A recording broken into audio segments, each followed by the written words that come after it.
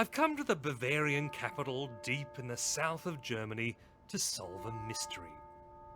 Why is Germany's economy going gangbusters while countries like Greece are going down the gurgler?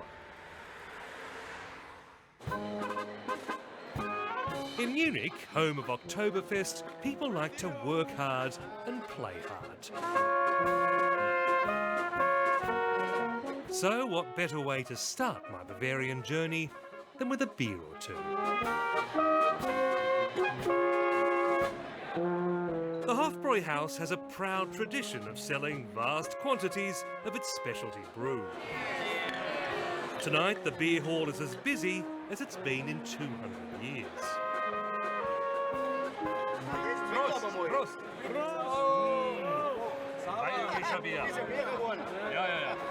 Helmut Zunkel and his friends have been coming to the same table 3 times a week for as long as they remember.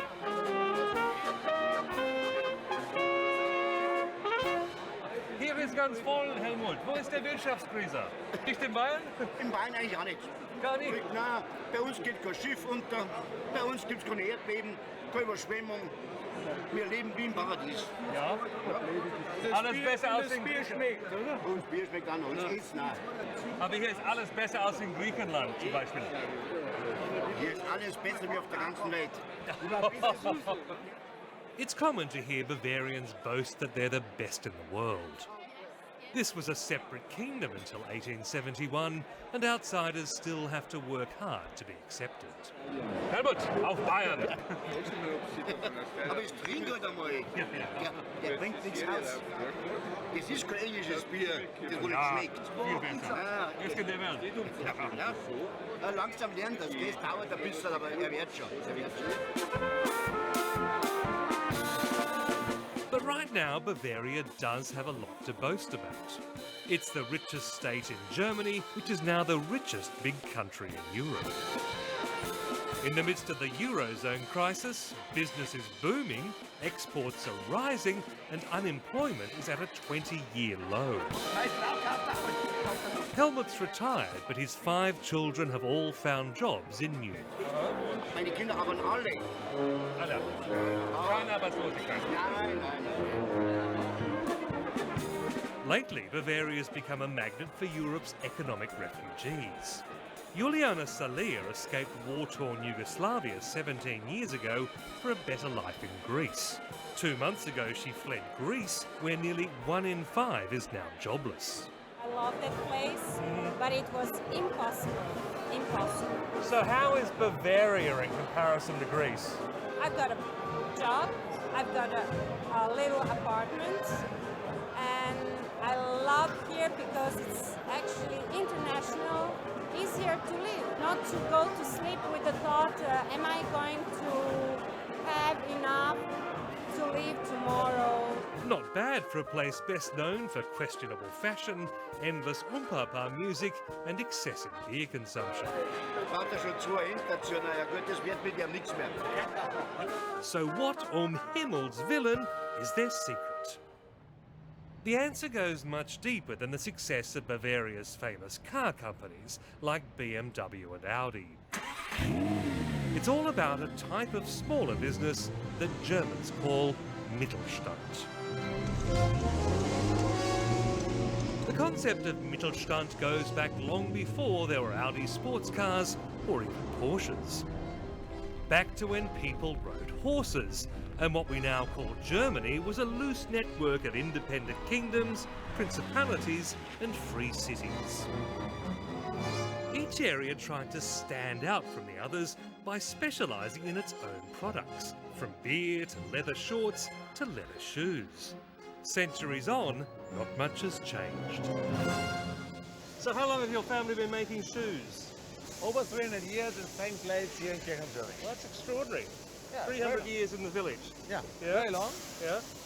But huge, long tradition, and I still did learn the profession of shoemaking. And today... Lucas Meindl is the 11th generation shoemaker in the Meindl family. His specialty trekking boots now sell to more than 40 countries. But much of the production and quality control are still based in the family's old village of Kirchenhöring, near the Austrian border. Population just 1,500 people. 120 of them, including his relatives, work in this factory. This is the one you use in dancing, isn't it? You put your knickerbockers on and your lederhosen and away you go. It's a nice boot, huh? Yeah. But this is a real tradition. Lucas and his cousin Marcus say they'll never leave. I think it's one of the safest and most beautiful places all over the world. So why should we go away from here? This is our tradition. This is our heritage here. We can't move. No way.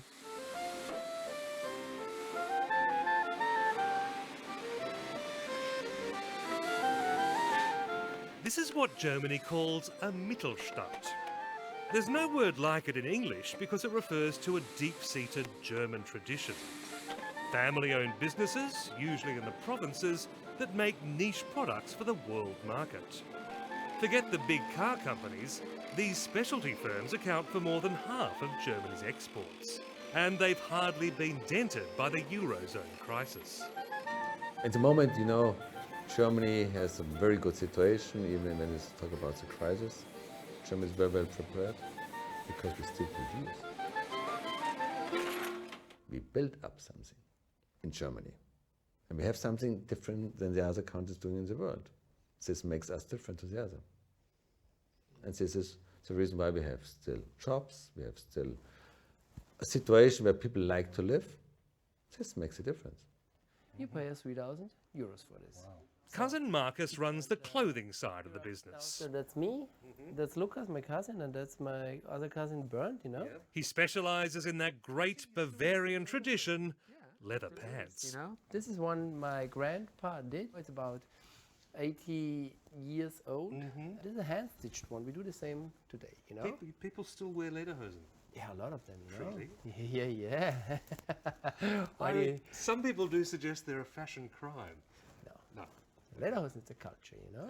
And this is something you can be proud if you have a right one, you know? This is not just a provincial clothing store. Typically for a Mittelstand, it punches far above its weight, attracting international customers like the Terminator himself, Arnold Schwarzenegger. These are our friends and in the end, not really customers, you know?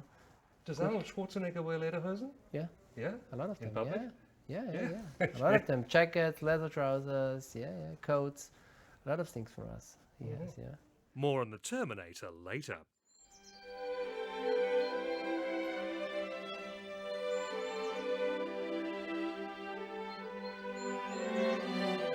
The biggest concentration of Mittelstand businesses is here in Bavaria, a region with few natural resources but a long history of craftsmanship. Unlike many multinational corporations, they don't chase short-term profits or dabble in high-risk investments. You know, we don't have to thinking about invest the money in the finance and make dirty money. We invest our money in our products and we invest in our workers. That's the reason why for us the future still is always one step after the other one, and we are safe because we don't invest too much money what we can't afford.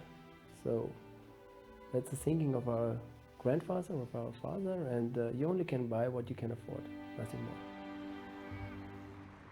And that conservative philosophy is working remarkably well. While businesses elsewhere in Europe are drowning in debt, most Mittelstand businesses are boringly solvent and stable. They don't pay millions to CEOs to strip staff, smash unions, and boost quarterly shareholder returns. Instead, they foster staff loyalty by keeping them on in good times and bad. Some workers have been at Mindel for more than 40 years. The planning focus for the family is the next generation. I have two boys. One boy with 8 years and one with 5 years. I think it's important that people see, as the boys at least now see what we do. When they like it, we help them, and we hope they like it.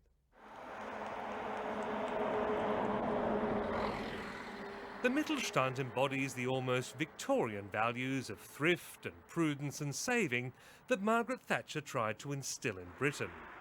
But the problem of Thatcherite deregulation was that it also led to greedy banks offering easy loans that put everyone in debt. Here, Bavarians have gone down a very different path. Instead of borrowing to buy stuff, they've saved while they make stuff. And they've made it so well, the rest of the world wants to buy it. And the rules apply to Bavaria's biggest corporations as much as to shoemakers. Dr Anton Kathrein runs one of the world's largest electronic components companies. He's proud to call it Mittelstand. We are Mittelstand. Mittelstand is not depending on the size, how many people you have in the company, employees, how many turnover. It's a mentality, it's a philosophy. And I'm still responsible for the company. It means if the company went bankrupt, I'm personally bankrupt. It is a high motivation. And the other motivation is, or the product is my name, the family name Kathrein. It's also a high motivation for the quality, for to be reliable for the customers. Customers can trust my name. So for me, the name is important. In German we say, der ehrbare Kaufmann. That means we are trusting each other. If you give a handshake, it's a contract, not lawyers with hundreds of papers. His father founded the company in 1919 as a one-man business in a cellar making lightning conductors. So it was a very tough situation after World War I. He had no money, but he had an idea, a vision, and the vision was a product. Wow, and you've gone from a one-man operation to one of the world's biggest antenna companies. We are the oldest and biggest antenna company worldwide. We have now 6,700 people. The turnover this year is over 1.4 billion euros, and we are still a private company. And third generation is waiting. My son is just finishing his study in Karlsruhe, the best university in Germany, and he will then, mid of this year, be back here and will help me. It makes decidedly unsexy products, from antennas to widgets and thingamies to things that go into other things. But Dr Kathrein is passionate about every part of his business, and he owns every centimetre of it. There's no money from the banks. It's paid already, and happy about this. So there is no crisis. Also, banks ask me, don't you want to go to the stock exchange? Don't you want to be a blue chip? And I said, yes, it's interesting, but you can earn a lot of money. Then, and what shall I do with the money? You have to reinvest it. And where? Yeah, in telecommunications. I am in telecommunications. I don't need this. So I'm still here, and I'm independent, and I have no problems with the banks. He doesn't have a problem with trade unions either. For sure we have the union here because we're the largest metallic and electronic company in this field. So we have a union, but we never have problems with the union. We are working together as partnership. For sure, sometimes they have different ideas, but it's normal, this is normal. But at the end of the day, we are working together to be successful for the company and to keep the people here, to keep employees here, or to increase the number of employees. And this, I think, is the right situation, not to fight.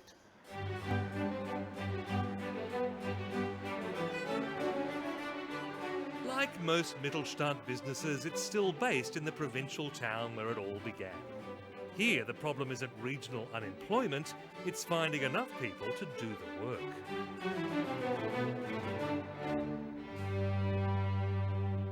Not so long ago, the money men on Wall Street and the City of London thought Germany was a bit of a joke, still manufacturing stuff in small towns, while finance houses were making billions just shuffling money around. Well, no one's laughing at Germany now. Tempting as it might be. Bavaria in particular is a place where men aren't afraid to wear funny hats. They're intensely proud of their traditions, and right now they're feeling rather virtuous. Unlike their European neighbours, such as Greece, they haven't ruined their economy by living beyond their means. And they're in no rush to bail out their neighbours. We're very annoyed about this, for sure, because it's very easy to understand that we have to pay now the bills for the other, no? And this is very difficult to do it, no? Personally, I see it as only to give money to someone and they're not changing is the wrong way. who is paying the bills has to make the decision. So I think this is a clear rule. And when countries are not following these rules, then we cannot help. Must be the rules, because we cannot work in this way, build up something, and then the money is taken away from our country to other countries, but not changing anything.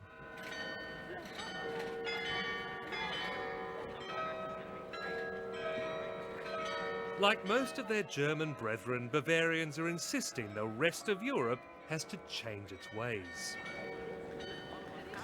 If countries like Greece want Germany's help, they have to agree to live within their means.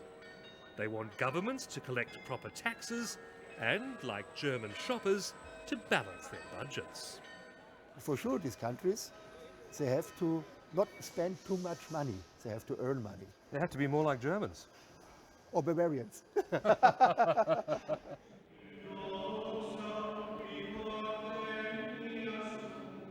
A lot of Greeks are already like Bavarians. Munich has one of Europe's biggest Greek communities, thanks to guest workers who came to Germany in the 1960s. George Georgianakis is the son of a guest worker and has lived in both Germany and Greece. But he moved back to Bavaria with his Greek-American wife Georgia to raise their children. I speak Greek to them, my wife speaks English to them because she's from Boston, and they learn German in school, and we combine the three cultures. This Sunday is a special day for the family. 8-year-old Emanuela is performing for the Greek congregation.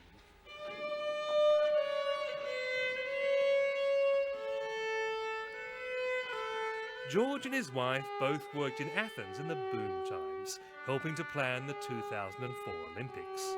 But even then they could tell the good times were built on the sands of debt. The news they're now getting from Greece has confirmed they were right to have their children here.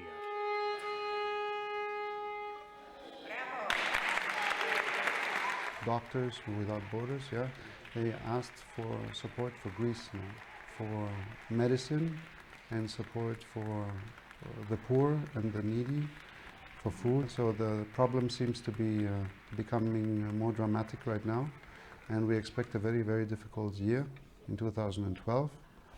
And everybody is very anxious right now, and we're receiving weekly, I think, questions from friends and from family members to come here to work.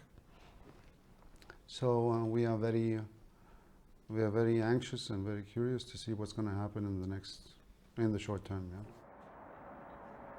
The difference they find in Bavaria is that the system works. Unlike in Greece, you don't have to know someone or bribe someone to get things done. Bavaria as a state is very reliable. You can rely on everything. Whereas Greece, the role that the state plays is very different. I mean, you cannot rely on the healthcare system, you cannot rely on public services, because in order to get the service that you want, you have to have relations in place or a network in place. And that makes the things difficult. But that doesn't mean we don't love Greece. We really do love Greece and the culture, the sunshine. Can't take that away from Greece. Like most people in Munich, the family is renting while it saves to buy. Germany frowns on consumer debt. In contrast, George's 70-year-old father in Greece was until recently plagued by banks trying to lend him money. If you wanted to apply for a mortgage loan in Germany, you have to go through many checks, and it was very difficult traditionally. Whereas in other countries, and Greece is just one example, this has changed rapidly after the membership of the European Union and the Euro, so that everybody was offered loans and they accepted naively.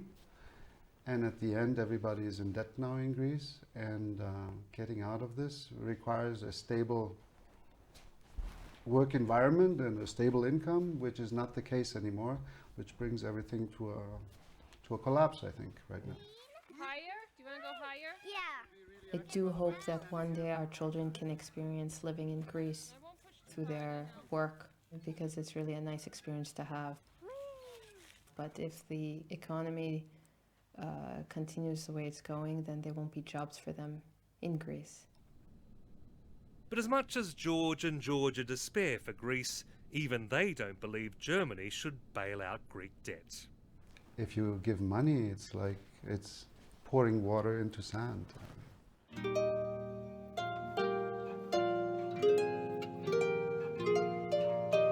Even so, Germany can't stay aloof from the problems of its neighbours. The Alps won't protect it from the debt contagion, and Europe is still its main export market.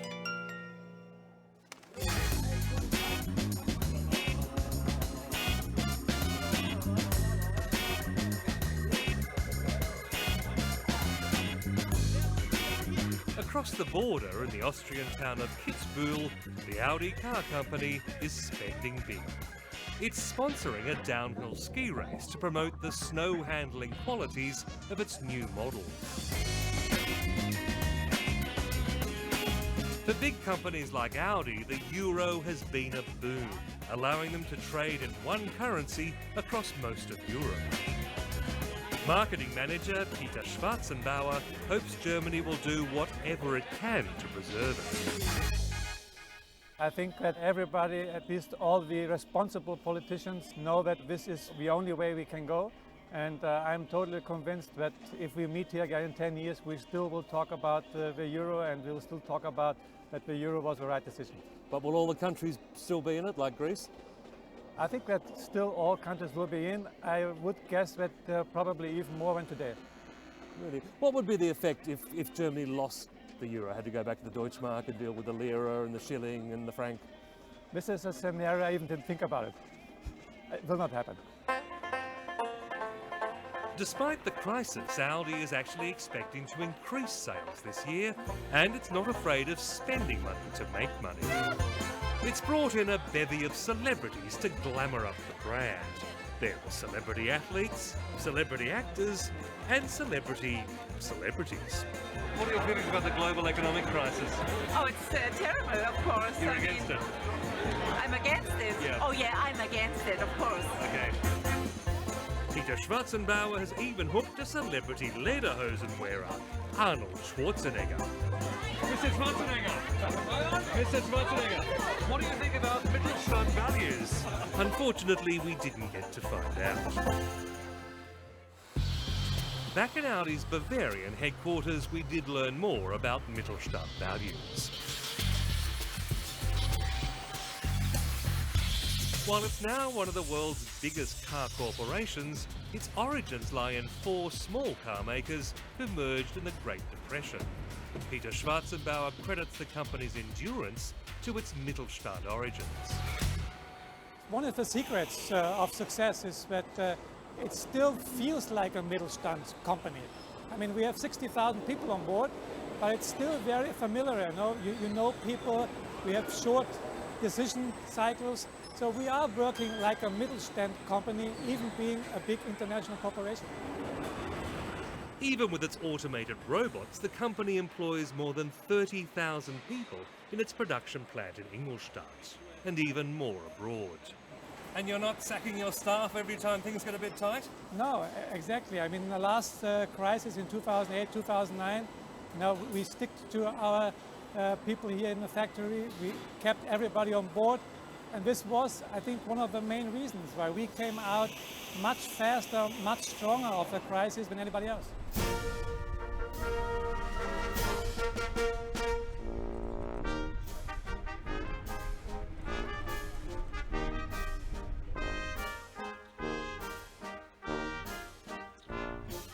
The challenge for Germany, with its disciplined, well-ordered, tax-paying society, is how to operate in a continent of vastly differing values.